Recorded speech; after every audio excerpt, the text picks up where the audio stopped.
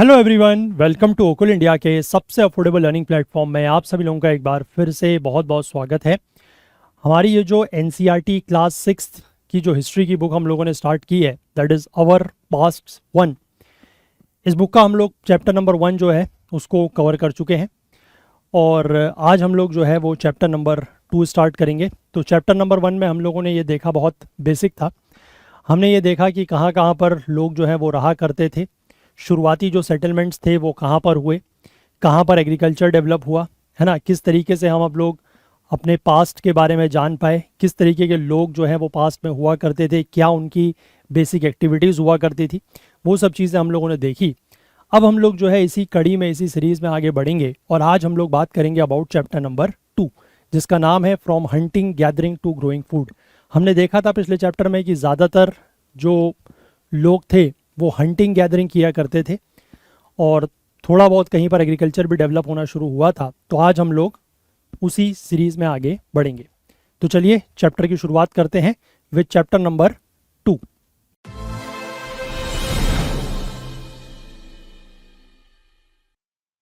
तो देखिए, ये हमारा चैप्टर नंबर 2 है, that is from hunting gathering to growing food. अब जैसे कि मैंने आपको पिछले चैप्टर में ही बताया था कि इस बुक की जो थीम है वो इसी तरीके से है कि हर चैप्टर की शुरुआत एक स्टोरी से होती है। तो यहाँ पर भी एक स्टोरी है। एक लड़का है जिसका नाम है तुषार। ये बेसिकली दिल्ली से चेन्नई जा रहा है अपने कज़िन्स की शादी में, ठीक है, अपने कज़िन की शादी में जा रहा है। ट्रेन से ये लोग जा रहे हैं और विंडो सीट में ये ट्रेन की बैठा हुआ है और बाहर की तरफ को जो है ये देख रहा है। अब जब ये देखता है कि ट्रेन में जब चल रहा है तो देखता है कि जो बाहर पेड़ दिखाई दे रहे हैं, घर दिखाई दे रहे हैं, सब पीछे की तरफ को जा रहे हैं, ऐसा होता है ना। तो तभी उसके जो अंकल हैं वो उसके कंधे पर हाथ रखते हैं और उससे कहते हैं कि do you know that trains were first used about 150 years ago, यानी कि ट्रेन्स जो हैं वो आज से लगभग 150 साल पहले इस्तेमाल की जाने लगी और बसेस जो हैं वो उसके कुछ और दशकों के बाद इस्तेमाल की जाने लगी। अब तुषार ये सोचता है कि जब लोग, जैसे आज के समय में तो हमारे पास ट्रेन्स हैं, बसेस हैं या और भी जो मीन्स ऑफ ट्रांसपोर्टेशन है, उनके सबके थ्रू तो हम लोग एक जगह से दूसरी जगह बहुत जल्दी जल्दी जा सकते हैं, है ना, एक जगह से दूसरी जगह जल्दी पहुंच सकते हैं। तो ये सोचता है कि जब ट्रेन्स और बसेस नहीं हुआ करती थी तो उस समय क्या लोग अपनी पूरी ज़िंदगी एक जगह से दूसरी जगह ट्रैवल करने में ही लगा देते थे? क्या ऐसा होता होगा? तो जवाब भी इसका दिया गया है नॉट क्वाइट, यानी कि ऐसा नहीं था। तो फिर क्या था वो हम लोग यहाँ पर समझेंगे। तो सबसे पहली बात यहाँ पर आती है, the earliest people why they were on the move, यानी कि जो शुरुआती लोग थे वो क्यों घूमा करते थे। ठीक है, why they were on the move मतलब वो एक जगह से दूसरी जगह क्यों जाया करते थे, उनका रीज़न क्या होता था एक जगह से दूसरी जगह जाने का मतलब क्या था।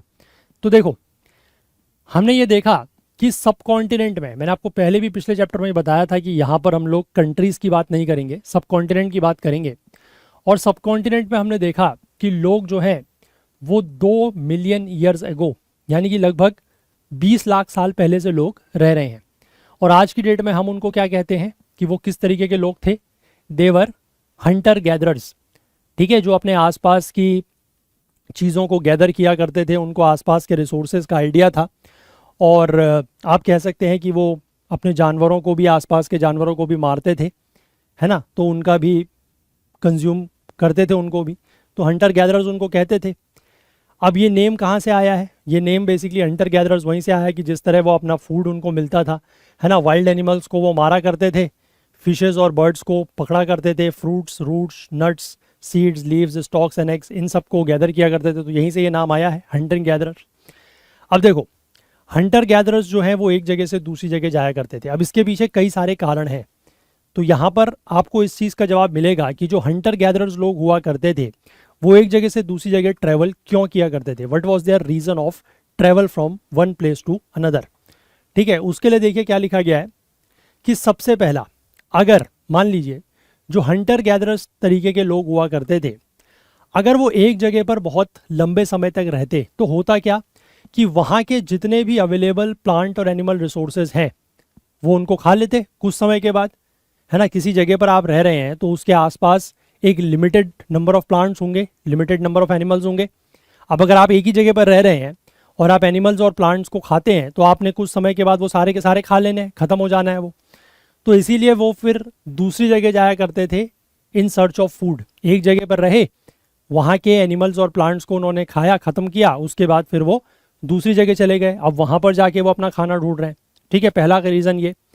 अब दूसरा कारण क्या है, देखो जो एनिमल्स हैं वो भी एक जगह से दूसरी जगह जाते हैं। एनिमल्स ऐसा तो है नहीं कि एक ही जगह पर बैठे रहेंगे, एनिमल्स भी एक जगह से दूसरी जगह जाते हैं। और उसके पीछे रीज़न क्या है, in search of smaller prey. कुछ एनिमल्स जो कार्निवोर्स एनिमल्स हैं, जो दूसरे जानवरों को मार के खाते हैं, तो वो अपना शिकार ढूंढने के लिए एक जगह से दूसरी जगह जाते हैं। और अगर मान लीजिए in the case of dear या वाइल्ड कैटल, ठीक है, और इन search of grass on leaves, अगर मान लीजिए डियर वगैरह है तो वो इस तरीके से जाएगा, या फिर अगर वाइल्ड कैटल है तो वो भी एक जगह से दूसरी जगह जाएगा। या फिर ग्रास की सर्च में अगर कोई एनिमल ऐसा है जो घास खाता है, पत्ते खाता है, हर्बीवोर्स एनिमल है, तो फिर वो घास और पत्तों की तलाश में एक जगह से दूसरी जगह जाएगा, क्योंकि एनिमल्स भी तो एक जगह पर रहेंगे और एक जगह की घास और पत्ते उन्होंने सारे खा लिए। तो अब एनिमल्स क्या क्या करेंगे, वो कैसे सर्वाइव करेंगे, फिर वो दूसरी जगह जाते हैं, वो वहाँ के घास पत्ते खाते हैं। अब जो लोग इन एनिमल्स को मारते थे, ठीक है, हंटर गैदरर्स थे, जो लोग इन एनिमल्स को हंट किया करते थे वो इन्हीं को फॉलो करते थे, वो इन्हीं के मूवमेंट्स को, इन्हीं एनिमल्स के मूवमेंट को फॉलो किया करते थे कि एनिमल्स एक जगह से दूसरी जगह गए, एनिमल्स अपने खाने की व्यवस्था करने के लिए एक जगह से दूसरी जगह गए, तो फिर ये जो लोग एनिमल्स को मार के खाते थे वो उनके पीछे पीछे चले गए। ठीक है, तो ये दो रीज़न आप समझ गए, हैं दोनों रिलेटेड टू फूड ओनली, कि फूड की ही तलाश में ये लोग जा रहे हैं। इसके बाद तीसरा रीजन जो यहाँ पर दिया गया है, देखो जो प्लांट्स और ट्रीज़ हैं, ठीक है, जो पौधे हैं, जो पेड़ हैं, उनमें अलग अलग सीज़न में फ्रूट लगता है। हर सीज़न में तो किसी भी प्लांट या किसी भी ट्री में फ्रूट नहीं लगता, अलग अलग सीज़न में फ्रूट लगता है। तो इसलिए लोग जो हैं वो सीज़न टू सीज़न मूव करते थे अलग अलग प्लांट्स के तलाश में। ठीक है, सीज़न टू सीज़न, यहाँ पर बेसिकली सीजनल मूवमेंट हो रहा है, एक सीज़न से दूसरे सीज़न, मतलब जैसे कहीं पर रहे, उस सीज़न में वहाँ के पेड़ में फल लग रहा है तो वहाँ पर रहे कुछ समय, उस फल को खा लिया। अब दूसरे सीज़न में उस पेड़ पर फल नहीं लग रहा है, किसी दूसरे पेड़ पर फल लग रहा है किसी दूसरी जगह, तो वो लोग फिर वहाँ चले गए, है ना। ये तीसरा रीज़न है, मतलब सीजनल मूवमेंट है। अब चौथा पॉइंट यहाँ पर ये दिया गया है कि चाहे वो लोग हों, पीपल हों, चाहे प्लांट्स हों, चाहे एनिमल्स हों, सभी को अपने सर्वाइवल के लिए क्या चाहिए, पानी। They all require water to survive. Obvious सी बात है कि सभी लोगों को, चाहे मतलब लोग हों, व्यक्ति हों, प्लांट्स हो, एनिमल्स हों, सभी को वाटर चाहिए सर्वाइव करने के लिए। और वाटर कहाँ पर मिलता है, वाटर के जो मेन सोर्सेज हैं वो क्या हैं, या तो नदी हो सकती है, या कोई स्ट्रीम्स हो सकते हैं, है ना, या फिर नदियाँ हो सकती हैं। ठीक, लेक्स हैं, तालाब हैं, स्ट्रीम्स हैं, रिवर्स हैं, वहाँ पर पानी मिलेगा। अब ज़्यादातर नदियाँ, हालांकि या ज़्यादातर जो आपके वाटर सोर्सेज हैं, चाहे वो रिवर्स हों चाहे लेक्स हों, दे वर पेरिनियल। पेरिनियल का मतलब है कि जिनमें साल भर पानी रहता है। कुछ नदियाँ और कुछ तालाब तो ऐसे थे जिनमें साल भर पानी रहता है, लेकिन कुछ ऐसे थे जो क्या थे, सीजनल थे, यानी कि उनमें किसी एक पर्टिकुलर सीजन में ही पानी रहता था। अब जो लोग ऐसे वाटर सोर्सेस के बैंक्स पर रहते थे, कैसे वाटर सोर्सेस के बैंक्स में, जो कि सीजनल थे, है ना। अब सीजनल बैंक्स मतलब जो सीजनल वाटर सोर्सेज हैं, अगर कोई लोग उनके तट पर रह रहे हैं तो उनमें तो पानी हमेशा है नहीं, साल भर पानी नहीं है, तो फिर लोग क्या करेंगे, अब लोगों को तो पानी साल भर चाहिए, है ना। अब ऐसा थोड़ी होगा कि आदमी 6 महीने पानी पी लेगा, 6 महीने पानी नहीं पिएगा, ऐसा तो होगा नहीं, साल भर पानी चाहिए।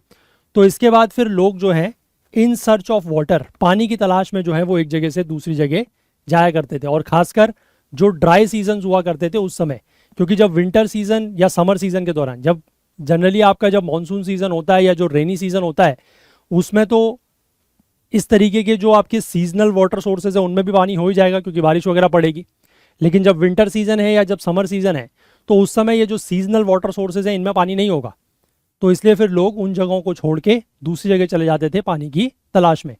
तो मेन यहाँ पर जो रीज़न है कि why the Hunter gatherers types of people, क्योंकि पहले हंटर गैदरर्स ही हुआ करते थे, तो हंटर गैदरर्स टाइप के जो लोग हैं वो एक जगह से दूसरी जगह क्यों जाया करते थे, तो उसके पीछे रीज़न क्या क्या है। एक तो वो खुद खाने की तलाश में जाया करते थे, दूसरा जो है कि जो एनिमल्स खाने की तलाश में जाते थे वो उनको फॉलो करते थे, तीसरा ये है कि जो फ्रूट्स वगैरह हैं वो अलग अलग सीजन में, अलग अलग प्लांट्स में, अलग अलग ट्रीज़ में आते थे, तो वो सीजनल मूवमेंट करते थे इन फ्रूट्स की वजह से, और चौथा ये है कि पानी की तलाश में, है ना, कि सीजनल जो आपके वाटर सोर्सेज हैं वो आपको साल भर पानी नहीं दे सकते, कुछ समय में जो ड्राई सीजन है उसमें वो सूख जाते हैं, तो इसीलिए लोगों को पानी हमेशा चाहिए, तो लोग पानी की तलाश में भी एक जगह से दूसरी जगह जाया करते थे। ठीक है, आई होप यहाँ तक क्लियर है, आपको पता लग गया कि what is the reason for the movement of early peoples. ठीक है, जो पुराने लोग होते थे उनका मूवमेंट का रीज़न क्या था। अब how do we know about these people, अब इन लोगों के बारे में हमें कैसे पता लगता है। तो देखो, पिछले लेक्चर में भी या पिछले चैप्टर में भी हमने बात की थी आर्कियोलॉजिस्ट्स के बारे में, जो पुरातत्वविद या पुरातत्ववेत्ता जिनको हम कहते हैं, वो क्या करते हैं, वो एक्सकवेशन वगैरह करते हैं, उससे उनको चीज़ें पता लगती हैं। तो उन्होंने कुछ ऐसी चीज़ें ढूंढ निकाली हैं जो ये हंटर गैदरर्स ने बनाई हो और इन्होंने इस्तेमाल की हो, यूज़ की हो। ठीक है, it is likely that people made and used tools of stone, would and bone, of which stone tools have survived best. तो ऐसा हो सकता है कि इन लोगों ने जो टूल्स बनाए हो, औजार बनाए हो, किसके हों, पत्थर के औजार हो सकते हैं। ठीक है, tools can be of stone, पत्थर के हो सकते हैं, लकड़ी के बनाए हो सकते हैं, पेड़ वगैरह पौधे वगैरह से काट के, या फिर एनिमल बोन्स के हो सकते हैं। लेकिन इनमें से आप ये देखिए कि वुड और बोन, ये दो ऐसी चीज़ें हैं जो समय के साथ साथ डिग्रेड हो जाती हैं, डिकम्पोज हो जाती हैं, लेकिन पत्थर के साथ ऐसा नहीं है। ठीक है, इसीलिए जो स्टोन टूल्स हैं वो सबसे ज़्यादा और सबसे बेहतर स्थिति में सर्वाइव कर पाए हैं। ठीक है, यहाँ तक भी क्लियर है। अब देखिए, इनमें से जो स्टोन टूल्स हैं उनका कुछ यूज़ दिया गया है, वो किस काम के लिए इस्तेमाल किए जाते थे। उनका इस्तेमाल मीट और बोन को काटने के लिए होता था। जानवरों को मारा है तो उनकी मीट को काटने के लिए, हड्डियों को काटने के लिए। ट्रीज़ में से बार्क जो होती है, ट्रीज़ की मैंने आपको बताया था जो छाल होती है, उस छाल को निकालने के लिए, या फिर एनिमल्स स्किन, जो एनिमल मारा है तो एनिमल को की जो स्किन है, जो उसकी खाल है, उसको निकालने के लिए, उसके लिए भी यूज़ करते थे। रूट्स को, फ्रूट्स को चॉप करने के लिए, उनको काटने के लिए, उसके लिए भी स्टोन टूल्स का यूज़ करते थे। और कुछ स्टोन टूल्स जो हैं वो बोन्स और वुड्स के हैंडल में अटैच करते थे, उससे वो स्पीयर्स बनाते थे। ठीक है, स्पीयर्स मतलब भाला, है ना, कि जानवर को फेंक के मारा तो जानवर मर गया। एरो बनाते थे, तीर बनाते थे, और इसका इस्तेमाल वो किस लिए करते थे, they use these tools for hunting. इन टूल्स का इस्तेमाल किया जाता था शिकार करने के लिए, हंटिंग करने के लिए। इसके बाद कुछ टूल्स और हैं जिसका इस्तेमाल लकड़ी काटने के लिए, है ना, वुड चॉप करने के लिए। अब लकड़ी काटी है तो लकड़ी का इस्तेमाल किस लिए होगा, फायरवुड, आग जलाने के लिए। और वुड जो है वो साथ ही साथ, वुड को काटा है तो लकड़ी का इस्तेमाल सिर्फ फायरवुड के लिए नहीं होगा, हट्स बनाने के लिए, है ना, रहने के लिए, अपना घर बनाने के लिए, कुछ और औजार वगैरह बनाने के लिए, इस तरीके की चीज़ों के लिए भी जो है वो यूज़ करते थे स्टोन टूल्स का। ठीक है, अब इसके बाद देखिए यहाँ पर आपको नीचे जो ये दो इमेज दिखाई गई हैं, इसमें इन्होंने जैसे बताया है कि ये जो दो चीज़ें आपको यहाँ पर दिख रही हैं, ये और ये, दीज आर स्टोन टूल्स। अब स्टोन टूल्स का यहाँ पर इन्होंने जैसे इस्तेमाल बताया है, ठीक है, कि स्टोन टूल्स का इस्तेमाल ये लोग ज़मीन को खोदने के लिए, जो ज़मीन के अंदर कुछ एडिबल रूट्स होती थी, खाने लायक जो जड़ें होती थी, उसको निकालने के लिए ज़मीन खोदनी पड़ेगी, है ना, डिग करनी पड़ेगी, तो उसके लिए ये इस तरीके के टूल्स का यूज़ करते थे। या फिर ये टूल्स को थोड़ा सा और इन्होंने देखो यहाँ पर पॉइंटेड बना दिया है ना, तो पॉइंटेड टूल बनाने के बाद ये क्या करेंगे, उससे ये जो एनिमल स्किन है, जो जानवर की क्या है, खाल है, उस खाल को ये किसी तरीके से स्टिच कर रहे हैं, सिल रहे हैं, है ना, उससे ये कुछ कपड़ा वगैरह बनाने की कोशिश कर रहे हैं, तो उसके लिए इन्होंने इस तरीके का पॉइंटेड टूल बना लिया है ना, तो इसलिए भी टूल्स का यूज़ होता था। और ये सारे के सारे आपको जो है वो स्टोन टूल्स के यूज़ दिखाई देंगे, क्योंकि स्टोन टूल्स ऑब्वियसली हार्ड भी हैं, है ना, और ज़्यादा बेहतर तरीके से उनसे काम लिया जा सकता है। अब इसके बाद देखो, लोगों ने कहाँ पर रहना शुरू किया, है ना, ये यहाँ पर हम देखेंगे। तो यहाँ पर एक नीचे मैप दिया गया है, इसमें अलग अलग शेप्स के थ्रू इन्होंने अलग अलग जगह बताई हैं। जैसे सबसे पहले अगर हम बात करें कि ऐसे जगह जो रेड ट्राइंगल से मार्क की गई हैं, ये वो जगह हैं जहाँ पर आर्कियोलॉजिस्ट को हंटर गैदरर के एविडेंस मिले हैं कि इन जगहों पर हंटर गैदरर्स जो हैं वो रहा करते थे। हालांकि इस मैप में कुछ एक दो ही लोकेशंस दिखाई हैं इस तरीके की, बट हंटर गैदरर्स ऐसा नहीं है कि सिर्फ इन्हीं एक दो जगहों पर रहा करते थे, और जगहों पर भी रहते थे, बट कुछ जगह इन्होंने दिखाई हैं। और इनमें से ज़्यादातर साइट्स जो हैं वो आप देख पाएंगे कि नदियों के या लेक्स के या आप कह सकते हैं कि जो सोर्सेज ऑफ वाटर हैं, पानी के जो स्रोत हैं, उनके आसपास आपको जगह दिखाई देंगी। ठीक है, तो पहले ये जगह देख लेते हैं जो रेड ट्राइंगल से मार्क की हुई है, उसके बाद फिर मैं आपको उसके बारे में बताऊंगा। देखो यहाँ पर आपको दिख रही है रेड ट्राइंगल से जगह बनी हुई। अभी यहाँ पर नाम कुछ लिखा हुआ है, पैलियोलिथिक, नियोलिथिक, है ना, मेगालिथिक, ये क्या होता है आगे समझेंगे। यहाँ पर आप फिलहाल देखिए जो रेड ट्राइंगल से मार्क की हुई जगह, इन्होंने सिर्फ 2-3 ही जगह दिखाई हैं। जैसे सबसे पहले मैं आपको यहाँ पर दिखाऊं, साउथ में आपको 2 जगह दिखाई दे रही है, वन इज हुंसगी और एक आपको दिखाई दे रही है कुरनूल केव्स। ठीक है, और एक आपको जगह सेंट्रल इंडिया में दिखाई दे रही होगी, दैट इज भीम भेटका। ठीक है, 3 जगह दिखाई दे रही हैं। और ये 3 जगह क्या है, मैंने आपको क्या बताया, यहाँ पर क्या एविडेंस मिले हैं, यहाँ पर एविडेंस मिले हैं जो हंटर गैदरर्स कैटेगरी के लोग थे। यहाँ पर आर्कियोलॉजिस्ट को एविडेंस मिले हैं कि जो हंटर गैदरर्स कैटेगरी के लोग हैं वो यहाँ पर रहे हैं। और ये तीनों जगह, मैं देखिए आपको इसको थोड़ा सा अगर रब करके दिखाऊं तो एक चीज़ आप और देखिएगा, नोट कीजिएगा कि ये जो तीनों जगह हैं, चाहे वो भीमबेटका हो, चाहे वो हुंसगी हो, चाहे वो कुरनूल केव्स हो, ये आपको तीनों जगह देखिए नदियों के पास दिख रही हैं। ठीक है, भीमबेटका आपको यहाँ पर ये नर्मदा नदी दिखाई दे रही है। ठीक है, ये आपको शायद दिख रही है नर्मदा रिवर, इसके पास दिखाई दे रहा है। इसके बाद हुंसगी और कुरनूल की बात करें तो यहाँ से ऐसे ये जो कृष्णा रिवर बह रही है, इसके पास दिखाई दे रहा है। वही चीज़ वहाँ पर ऊपर लिखी गई थी कि ज़्यादातर जगह जो है वो नदियों के पास है। मैंने पहले ही बताया ना आपको कि लोग नदियों के पास क्यों रहते थे, क्योंकि पानी की ज़रूरत है ना, तो यहाँ पर लोग रहा करते थे। ठीक है, अब इसके बाद देखो इसमें आगे क्या लिखा गया है। इसके बाद इसमें ये तो हमने देख लिया। इसके बाद आगे लिखा गया है कि as stone tools were important, people tried to find places where good quality stones was easily available. क्योंकि स्टोन टूल्स जो हैं वो बहुत ज़्यादा इंपॉर्टेंट थे, इसीलिए लोग ऐसी जगह चुनते थे जहाँ पर अच्छे क्वालिटी के स्टोन्स जो हैं वो आसानी से मिल जाएं।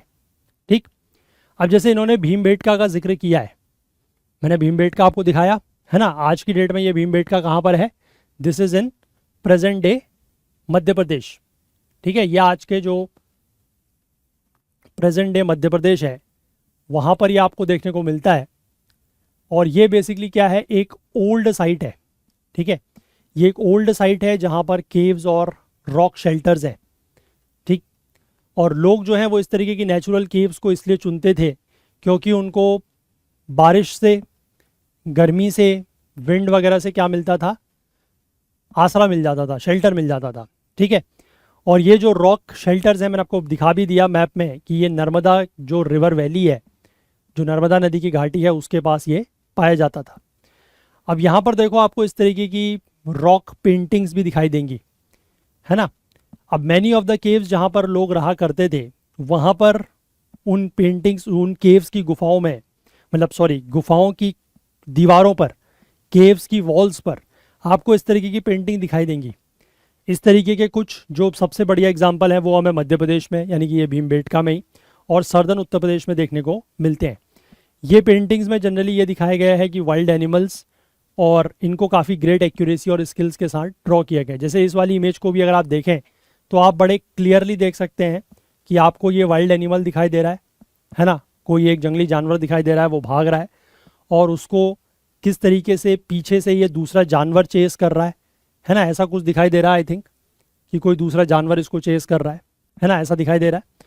तो इस तरीके की पेंटिंग्स जो है वो जहाँ पर भी लोग रहा करते थे इस तरीके की केव्स में, उनकी दीवारों पर, उनकी वॉल पर देखने को मिलती थी। ठीक, अब इसके बाद देखो ये यहाँ पर जो इन्होंने फिगर, जो इमेज दिखाया, ये बेसिकली वही भीमबेटका केव्स का ही इमेज है ना। अब इसके बाद देखो हमें एक टर्म यहाँ पर देखने को मिला, अगर आपने नोटिस किया हो तो हमें यहाँ पर एक टर्म देखने को मिला है। मैं थोड़ा सा ज़्यादा जूम करके आपको अगर दूसरे कलर से हाईलाइट करके दिखाऊं तो हमें एक टर्म यहाँ पर देखने को मिला है, दैट इज साइट। अगर इसके ऊपर आपकी नज़र गई हो तो एक वर्ड देखने को मिला, साइट। अब साइट क्या होती है, चलो बात करते हैं कि व्हाट इज़ अ साइट। अब साइट बेसिकली कोई एक ऐसी जगह होती है, यहाँ पर डेफिनेशन दी गई है, sites are places where the remains of things, किसी वस्तु के अवशेष, ठीक है, किसी वस्तु के अवशेष, रिमेन्स ऑफ थिंग्स, अवशेष मतलब जो चीज़ पहले यूज़ की जाती हो उसकी कुछ अब कुछ बची हुई चीज़ें रह गई हैं, कुछ बचे हुए टुकड़े पार्ट्स रह गए हैं, there are known as remains, है ना। अब वो थिंग्स क्या हो सकती हैं, वो कुछ टूल्स हो सकते हैं, औजार हो सकते हैं, पॉट्स वगैरह हो सकते हैं जिनको स्टोरेज के लिए यूज़ किया जाता हो, या फिर कोई बिल्डिंग्स वगैरह हो सकती हैं। तो इन सभी के जो अवशेष हैं जहाँ पर वो मिलते हैं, ठीक है, जहाँ पर वो मिलते हैं उसको क्या कहा जाता है, they are known as sites, and these were made used and left behind by people. अब ये जो टूल्स हैं, पॉट्स हैं, बिल्डिंग्स हैं, या जो इस तरीके की जो भी चीज़ हैं, इनको लोगों ने बनाया, इनका इस्तेमाल किया और फिर वो वहीं पर रह गई। अब ये जो इस तरीके की साइट्स हैं ये हमें सरफेस ऑफ द अर्थ पर देखने को मिल सकती है, यानी कि जो ज़मीन है उसके ऊपर देखने को मिल सकती है, या फिर हो सकता है कि अर्थ के अंदर बरीड हो गई हो, ज़मीन के अंदर दब गई हो, और या फिर कभी कभार इस तरीके की साइट्स हमें अंडर वाटर, पानी के अंदर भी देखने को मिलती हैं। इस तरीके की साइट्स के बारे में, बहुत सारी साइट्स के बारे में हम लोग आगे आने वाले चैप्टर्स में अपने देखते चलेंगे, ठीक है। आगे बढ़ें, इसके बाद बात करेंगे फाइंडिंग अबाउट फायर। अब जो है हम फायर के बारे में जानेंगे। एक बार फिर से ये कह रहे हैं कि मैप 2 पर जाएं और वहाँ पर कुरनूल केव्स देखें। वैसे वापस जाने की ज़रूरत तो नहीं है क्योंकि कुरनूल केव्स तो मैं आपको दिखाई चुका हूँ, है ना, कृष्णा रिवर के पास। अब वहाँ पर देखो क्या चीज़ मिली है, वहाँ पर मिले हैं ट्रेसेस ऑफ ऐश। ऐश मतलब राख। अब राख है तो इसका मतलब कहीं ना कहीं तो आग लगी होगी तभी राख आई है। तो वहाँ पर कुछ ट्रेसेस ऑफ ऐश जो है वो पाए गए। ट्रेस का मतलब होता है कि कुछ, आप कह सकते हैं कुछ उसके एविडेंस या कुछ रिमेन्स वगैरह उस तरीके के यहाँ पर मिले हैं। इसका मतलब ये है कि लोग जो हैं वो क्या थे, they were familiar with the use of fire, कि लोग जो है वो आग का इस्तेमाल जानते थे, आग के इस्तेमाल से लोग वाकिफ़ थे, क्योंकि जब तक आग नहीं होगी तब तक राख कहाँ से आएगी, है ना। And fire could have been used for, और फायर का इस्तेमाल कई तरीके की चीज़ों के लिए हुआ हो सकता है, जैसे कि एक तो as a source of light. अब लोगों के पास उस समय कोई बिजली तो होती नहीं थी, तो सोर्स ऑफ लाइट के रूप में उसको इस्तेमाल करते होंगे। अब जानवरों को मार रहे हैं तो उनको खाने के लिए थोड़ा सा उसको रोस्ट कर लिया मीट को, है ना। जैसे आज की डेट में क्या होता है वो तंदूरी चिकन, है ना, तंदूरी चिकन या तरीके का, या तंदूरी मीट, उस तरीके की चीज़ बना ली इन्होंने। और एक और जो सबसे बड़ा पर्पज़ है वो है स्केयर अवे एनिमल्स, यानी कि जानवरों को डराने के लिए, जानवरों को भगाने के लिए। आपने शायद खुद भी कभी एक्सपीरियंस किया हो या कभी देखा होगा कि जंगलों में जो कैंप्स वगैरह लगते हैं उनमें जनरली क्या होता है कि लोग अपने कैंप्स के बाहर, खासकर रात वगैरह के समय में, इस तरीके की आग वगैरह जला लेते हैं, क्योंकि जंगलों में डर रहता है अदरवाइज़ जानवरों का, जंगली जानवरों का। तो आग वगैरह थोड़ा सा जला ली तो उससे जानवर जो है वो डरते हैं और जानवर उससे दूर रहते हैं, ठीक है। अब आज की डेट में फायर किस किस चीज़ के लिए यूज़ होती है ये आप जानते ही हैं, है ना, और कमेंट्स में बता भी सकते हैं। अब इसके बाद थोड़ा सा यहाँ पर जो बात हो रही है, वो जो साइट्स का मैंने जिक्र किया था, है ना, नियोलिथिक, पैलियोलिथिक, वो सब चीज़ें क्या है, तो उसका यहाँ पर थोड़ा सा जिक्र है। तो इसको हम लोग देखते हैं और फिर हम लोग आज का सेशन थोड़ा सा यहीं पर एंड करेंगे। इसके बाद फिर नेक्स्ट सेशन में आगे देखेंगे अगले पार्ट में। तो नेम्स एंड डेट्स, अब देखो आर्कियोलॉजिस्ट ने जिस टाइम को हम लोग पढ़ रहे हैं अभी, उस टाइम के कुछ लंबे लंबे नाम दिए हैं, लेंदी नेम्स दिए हैं। तो सबसे जो पहला पीरियड है, जो अर्लीस्ट पीरियड है, उसको नाम दिया हुआ है पैलियोलिथिक। अब ये पैलियोलिथिक, मीज़ोलिथिक, नियोलिथिक, ये क्या है, कहाँ से आए नाम, वो यहाँ पर हम देखेंगे। तो जो सबसे पुराना पीरियड है that is known as palaeolithic. और ये शब्द बेसिकली दो ग्रीक वर्ड से मिलके बना है, that is one is palaeo, palaeo का मतलब होता है ओल्ड, और दूसरा वर्ड है लिथोस, लिथोस का मतलब है स्टोन, ठीक। तो इसका मतलब क्या हो गया, ओल्ड स्टोन, है ना, ओल्ड स्टोन एज कह सकते हैं। तो the name points to the importance of finds of stone tools, क्योंकि स्टोन टूल्स का यूज़ यहाँ पर होता था। और पैलियोलिथिक पीरियड का मतलब क्या हो गया, ओल्ड स्टोन एज, है ना। और पैलियोलिथिक पीरियड कब से कब तक था, मैंने आपको शुरुआत में ही बताया कि सब कॉन्टिनेंट में लोग जो हैं वो 2 मिलियन ईयर्स अगो, यानी कि 20 लाख साल पहले से रह रहे हैं। तो तब से लेकर आज से 12,000 साल पहले तक, 1200 years ago, sorry 12,000 years ago, और उससे बियॉन्ड का, उससे पास्ट का जितना भी समय था, जब से भी लोग यहाँ पर रह रहे हैं, उसको कहा जाता है पैलियोलिथिक पीरियड। ठीक है, ओल्ड स्टोन एज उसको हम कहते हैं। अब ये जो लॉन्ग स्ट्रेच ऑफ टाइम है इसको फिर 3 पार्ट्स में डिवाइड किया गया है। One is upper lower Palaeolithic, middle Palaeolithic and upper Palaeolithic. ठीक है, लोअर, मिडिल एंड अपर। और ये जो लॉन्ग स्पैन ऑफ टाइम है ये लगभग, क्योंकि 2 मिलियन ईयर्स अगो यानी कि 20 लाख साल पहले से लेकर आज से 12,000 साल पहले तक, तो ये बहुत लंबा टाइम है। और यही बेसिकली जो ह्यूमन हिस्ट्री का 99% है, जो मानव इतिहास का 99% है, वो इसी टाइम पीरियड में कवर हो जाता है। ठीक, अब उसके बाद क्या है कि थोड़ा सा एनवायरमेंटल चेंजेस होने शुरू होंगे। एनवायरमेंटल चेंजेस मतलब मैं आपको बताऊं कि पहले बेसिकली क्या था कि आइस एज हुआ करती थी, ज़्यादातर जगहों पर आइस रहती थी। फिर धीमे धीमे जो है वो टेम्परेचर थोड़ा सा वार्म होना शुरू हुआ, थोड़ा सा गर्मी बढ़नी शुरू हुई, तो उसके बाद आइस पिघलनी शुरू हुई। तो इस तरीके के एनवायरमेंटल चेंजेस हुए, है ना। और ये बेसिकली कब से शुरू हुए, लगभग वही आज से 12,000 साल पहले से लेकर आज से 10,000 साल पहले तक। मतलब ये जो 2,000 साल का पीरियड बताया है इसको क्या कहा गया है, this is known as mesolithic. ठीक है, इसको कहा गया है मीजोलिथिक। तो mesolithic is middle stone age. अच्छा, एक चीज़ में आपको कंफ्यूज नहीं होना है, जैसे मैंने बताया कि पैलियोलिथिक पीरियड है, तो पैलियोलिथिक पीरियड को भी डिवाइड किया गया है 3 पीरियड्स में या 3 पार्ट्स में। One is lower Palaeolithic, middle Palaeolithic and upper Palaeolithic. ठीक है, वो अलग है। इसके बाद हम बात कर रहे हैं 12,000 साल पहले से लेकर 10,000 साल पहले तक। मतलब एक तरीके से कह सकते हैं कि 2,000 साल का एक टाइम स्पेन, उसको कहा गया है मीजोलिथिक। और मीजोलिथिक का मतलब होता है मिडिल स्टोन एज। तो ये मीजोलिथिक और मिडिल पैलियोलिथिक ये आपस में सेम नहीं है, कंफ्यूज नहीं होना है। ठीक है, ये है mesolithic, that is middle stone as. अब इस समय पे जो स्टोन टूल्स पाए जाते थे वो काफ़ी क्या होते थे, छोटे होते थे, जनरली टाइनी, छोटे टूल्स होते थे। और इसीलिए उसको, उन टूल्स को कहा जाता था माइक्रोलिथ्स, क्योंकि लिथ्स का या लिथोस का मतलब तो वही है स्टोन, और माइक्रो का मतलब हो गया छोटे, यानी कि ऐसे स्टोन टूल्स जो कैसे थे, काफ़ी छोटे थे, उनको कहा जाता था माइक्रोलिथ्स। तो यहाँ से एक इंपॉर्टेंट पॉइंट आपके नोट करने के लिए ये है कि जो माइक्रोलिथ्स हैं या जो जनरली टाइनी स्टोन टूल्स हैं वो किस पीरियड में पाए गए, they were found during Mesolithic period. ठीक है, किस पीरियड में पाए गए, they were found during Mesolithic period. ठीक है, ये ध्यान रखना है। अब इसके बाद जो माइक्रोलिथ्स हैं they were probably stuck on to handles of bones और wood to make tool such as saws and sicles.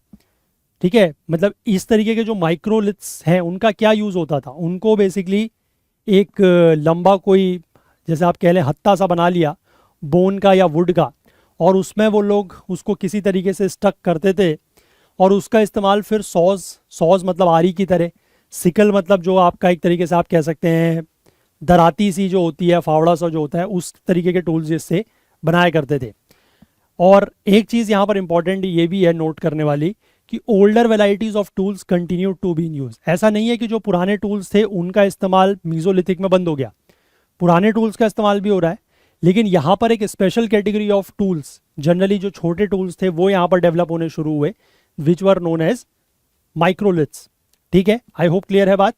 चलो, अब इसके बाद एक और टाइम पीरियड जो है वो शुरू होता है, लगभग आज से 10,000 साल पहले, उसके आगे को, उसको कहा जाता है, that time period is known as Neolithic.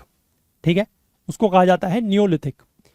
तो लिथिक से तो वही स्टोन एज हो गया, और नियो का मतलब क्या है, न्यू, तो इसको कहा जाता है न्यू स्टोन एज। ठीक है, अब इन्होंने यहाँ पर कुछ जगहों के नाम जो है वो मेंशन किए हैं, और बाकी जगहों के नाम हम लोग आगे आने वाले चैप्टर्स में देखेंगे। और अभी बेसिकली इन्होंने जो भी जगहों के नाम यूज़ किए हैं वो बेसिकली जो आज के प्रेजेंट डे नेम्स हैं वो यूज़ किए हैं, क्योंकि अब आज से 10,000 साल पहले या 12,000 साल पहले किसी जगह का क्या नाम था वो किसको पता। तो इन्होंने आज के जो प्रेजेंट डे नेम है उसी का यूज़ इन्होंने किया है। ठीक है, और वो जो मैप था उस मैप में ही ये चीज़ें दिखाई भी गई हैं। चलो मैं आपको एक बार अगर फिर से उस मैप में ले चलूँ, ये वाला जो मैप था, है ना, इसमें जैसे आपको पैलियोलिथिक साइट्स दिखाई दे रही है, यही जो मैंने आपको दिखाई, भीमबेटका, हुंसगी, कुरनूल केव्स, या फिर जो नियोलिथिक साइट्स दिखाई गई हैं, नियोलिथिक साइट्स काफ़ी सारी दिखाई गई हैं यहाँ पर, है ना, जैसे कि बुरजोम, मेहरगढ़, महागढ़, कोलदीवा, चिरांद, दाऊजली, हार्डिंग, हलूर, पियामपल्ली, है ना, पायमपल्ली, इस तरीके की। फिर कुछ मेगालिथिक साइट्स वगैरह भी हैं। ठीक है, तो ये सारी जैसे ब्रह्मगिरी या आदि आदि चन्नालूर इस तरीके की साइट्स, ठीक है। तो ये सारी साइट्स इन्होंने यहाँ पर दिखाई हैं। क्लियर हो गई बात। अभी आगे जाके, अभी तो जस्ट शुरुआत है, अभी तो क्लास 6 के ही हम लोग सेकंड चैप्टर में हैं। जैसे जैसे आगे बढ़ेंगे तो चीज़ों को और ज़्यादा सीखेंगे। और इस तरीके के जो साइट्स हैं ये कौन सी एज को बिलोंग करती हैं, कहाँ पर लाई करती हैं, इस तरीके के क्वेश्चंस पूछे जाते हैं, ठीक है। तो इस पर थोड़ा सा फोकस रखना है। क्लियर है बात। चलिए, इसके बाद यहाँ पर लिखा गया है अ चेंजिंग एनवायरनमेंट। तो थोड़ा सा इस पैराग्राफ को देख लेते हैं, फिर एंड करेंगे सेशन को। देखो, लगभग आज से 12,000 साल पहले, यानी कि 12,000 साल पहले का मतलब है आप कह सकते हैं कि पैलियोलिथिक का एंड हो रहा है या फिर जो मीजोलिथिक पीरियड है वो स्टार्ट हो रहा है। ओल्ड स्टोन एज खत्म हो रही है और मिडिल स्टोन एज जो है वो लगभग स्टार्ट हो रही है। तो वहाँ पर पूरे दुनिया के जो क्लाइमेट है उसमें बहुत ज़्यादा फ़र्क पड़ता है, चेंजेस होने शुरू होते हैं। और रिलेटिवली वार्म कंडीशंस, मैंने आपको बताया ना कि पहले आइस एज हुआ करती थी, फिर रिलेटिवली वार्म कंडीशंस आनी शुरू हुई। कई सारी जगहों पर जो है वो ग्रासलैंड्स यानी कि घास के मैदान बनने शुरू हुए। अब जब घास के मैदान बने तो फिर होगा क्या, फिर आपको डियर यानी कि जो हिरन होते हैं या फिर जो एंटीलोप है, एंटीलोप भी वैसे एक आप स्पीच मतलब एक डिफरेंट वैरायटी ऑफ डियर कह सकते हैं, ठीक है। या इस तरीके के और भी जो एनिमल्स जो घास के ऊपर सर्वाइव करते हैं, जैसे कि बकरी हो गई, गोट है ना, भेड़ हो गए, शीप, कैटल्स वगैरह, ये सब चीज़ें जो हैं उनकी संख्या भी, एनिमल्स की संख्या भी इस तरीके की बढ़ने की शुरू होती है। अब जो लोग इन एनिमल्स को मारते थे उनकी संख्या भी बढ़ी और वो इन लोगों को इन एनिमल्स को फॉलो करने लगे, इनकी फूड हैबिट्स और इनके ब्रीडिंग सीजन्स के बारे में समझने लगे। और यहीं से बेसिकली लोगों ने जो है वो ये सोचना शुरू किया कि इन एनिमल्स को हर्डिंग और रियरिंग किया जा सकता है, मतलब इन एनिमल्स को जो है वो पाला जा सकता है। ऐसा लोगों के मन में विचार आना शुरू हुआ। और फिर लोगों के मन में ये भी विचार आना शुरू हुआ कि फिशिंग जो है वो भी की जा सकती है।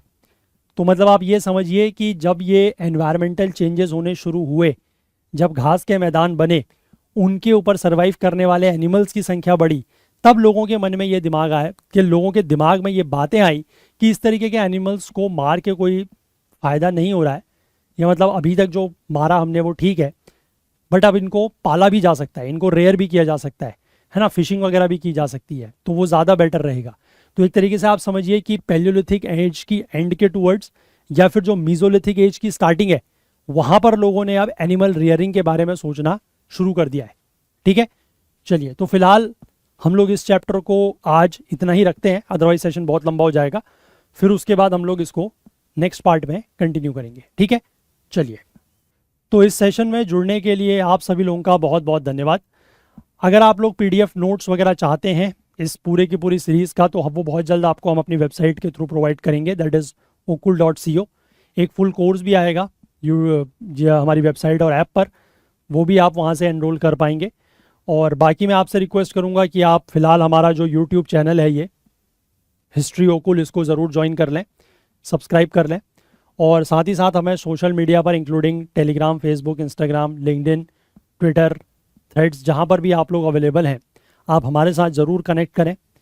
अपने जो भी क्वेरीज़ या जो भी इश्यूज़ हैं वो आप कमेंट सेक्शन में लिख सकते हैं, या फिर इन प्लेटफॉर्म्स के थ्रू आप हम तक अपनी बात पहुंचा सकते हैं। और सेशंस अगर आपको पसंद आ रहे हैं तो मैं आपसे रिक्वेस्ट करूंगा कि ज़्यादा से ज़्यादा शेयर करें, लाइक करें। कोई भी आपके और सजेशंस या फीडबैक हैं तो वो आप हमें ज़रूर दें, उनके ऊपर हम लोग डेफिनेटली विचार करेंगे। चलिए, तो आज के लिए इतना ही रखते हैं।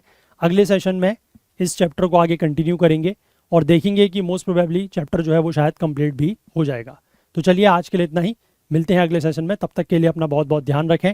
Please do take care of yourself. Thank you, have a nice day, bye bye.